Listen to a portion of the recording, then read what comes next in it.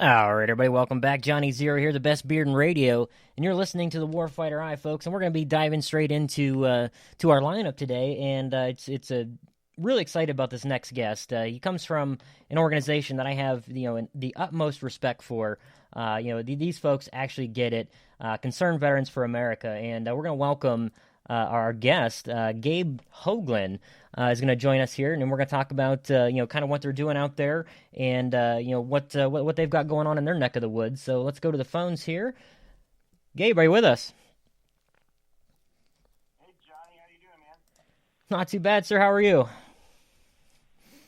Can't complain. I'm sitting here in Clear Lake, Iowa, and they're saying that we're about to get anywhere from typical meteorologist 6 to 20 inches of snow. So we'll see how bad it's going to be. Well, yeah. I guess it's a welcome to spring kind of thing. Yeah, right. I mean, yesterday it was 60 degrees here, and it was nice outside, and now it's just nasty. So. Gotta love it. Well, at least you're inside, you're staying warm. Why don't you go ahead and just introduce yourself, real quick for the listeners. Tell us a little bit about who you are, and we'll kind of go from there. Sure. Well, I appreciate the opportunity to come on today, Johnny. It's great to be talking to the best beard in radio. I was just looking at some of your pictures, and there's no doubt about it. I'm pretty envious of the beard you've got going on there, and Appreciate it. I'm still in the. Yeah, man. I wish I could grow one. A number of reasons I can't. One is I'm still actively serving in the Iowa National Guard, and the other one is I just can't grow a beard like that to begin with.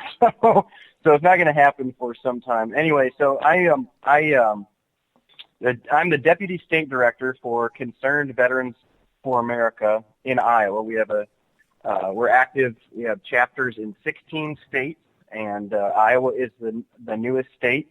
Basically, we opened up our chapter back in June of last year, and they brought me on about in September, and working with our state director, Flora Schmidt, who's just an outstanding leader of our organization, and all the other great patriots that work at Concerned Veterans for America across the 16 states and up at headquarters. And so a bit about myself. I graduated from the University of Iowa in 2004. And, 3 years after 9/11, decided that I'd been playing baseball at the University of Iowa, so I still had something to give my country. Physically, I was in good shape. So joined the Iowa National Guard as an airborne infantryman. So I went, straight through one station unit training at Fort Benning and on to airborne school, and came back to Iowa and just learned a lot in the organization that I was in. It's called the 194th Infantry Detachment Long Range Surveillance, and gave me, a really good start to my military career, just learning from some incredible NCOs and officers that had a lot more experience than I will ever have. And eventually earned my commission through Drake University, went to law school there, and so went off to Afghanistan in 2010 as a platoon leader. Led an incredible group of soldiers overseas. And unfortunately, I came home much earlier than the rest of them. I broke my right leg in a non-combat incident. And so came home early, and the bottom line is everything I do now is with the mindset that we owe our veterans so much. These young men, a lot of the guys in my platoon had done a 22-month deployment to Iraq in, I believe it was 2004, 2005, and then turned around and did another deployment, volunteered to do another deployment to Afghanistan, another 12-month deployment in 2010. So these guys are my heroes, and that's why I'm working for Concerned Veterans for America. We're a veterans policy advocacy organization. We're trying to change the big picture on some things. You've heard about what's going on at the VA, at many of the hospitals around the country. And it's really sad. It's shameful, man. And so, that's what we're trying to fix. And so that's a little bit about myself and my background. Like I said, I'm still in the Guard now.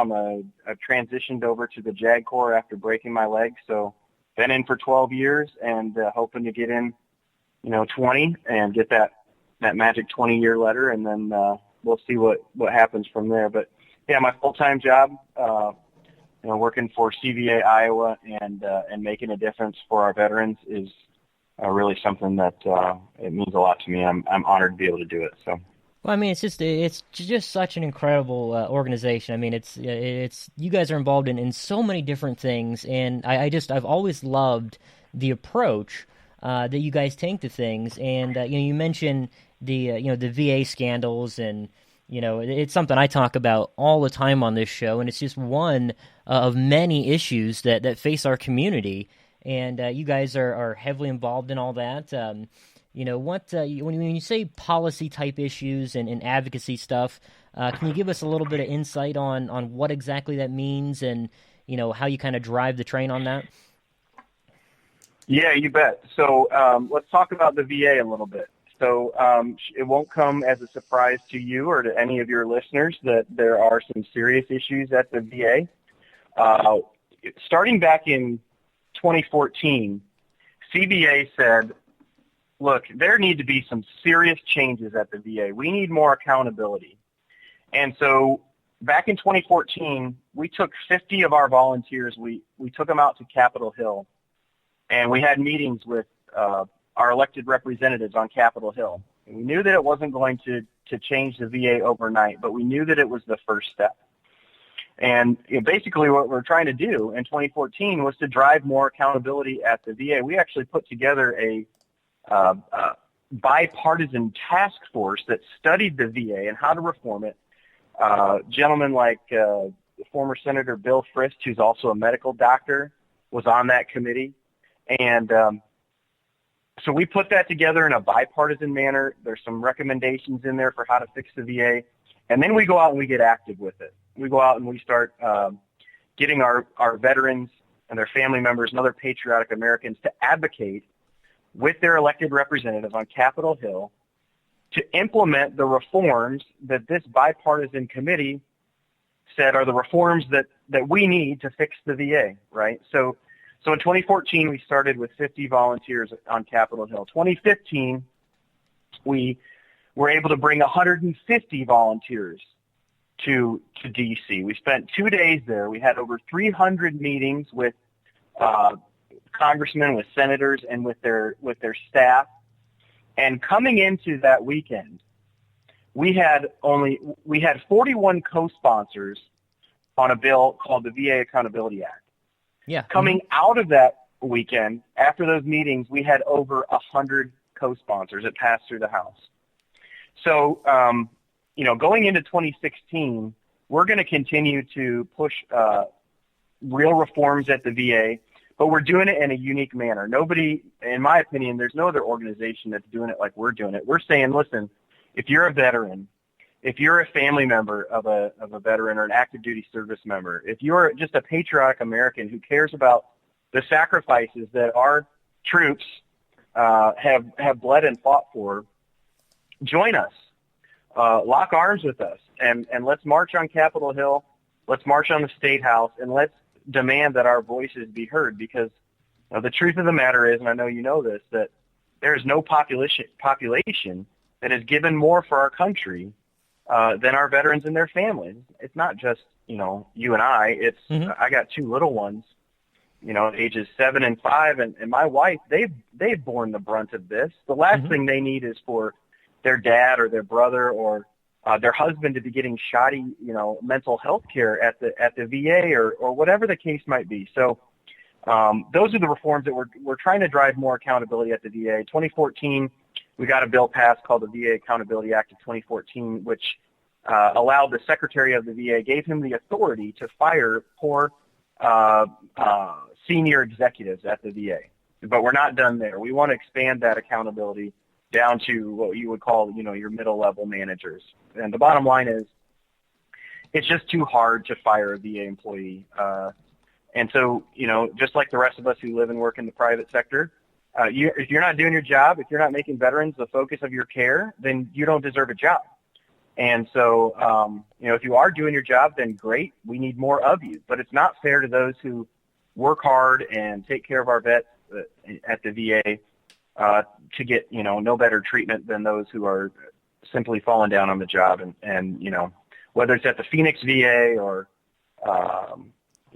Walter Reed, wherever you look, it seems to be that when we have entrenched bureaucrats managing our hospitals for our troops and our veterans, it results in things like, ceilings crashing in on patients and rats, in the hospital, just crazy stuff you don't see in the private sector, right? Yeah, I mean, I was an Army medic for a long time, and I worked in civilian healthcare, and I tell my listeners all the time. I mean, if any of these issues, even you take the isolated incidents that we keep hearing about, it seems like every day there's another one.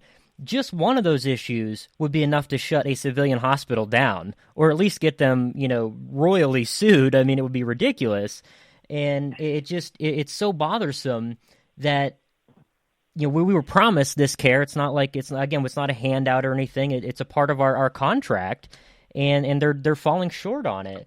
I was very impressed with the VA Accountability Act. It was something I watched really closely as I went through the House and everything. I was a little upset though that it kind of died there, and the president had openly threatened to veto it, stating that we needed more protection for our government workers.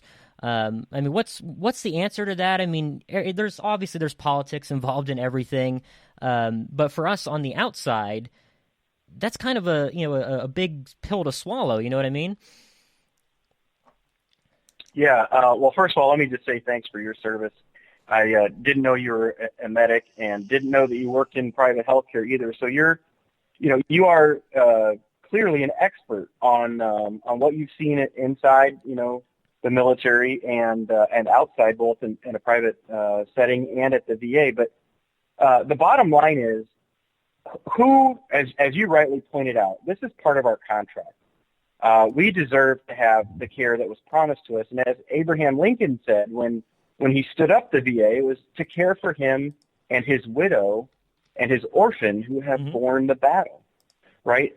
So the question is, who should the focus be on?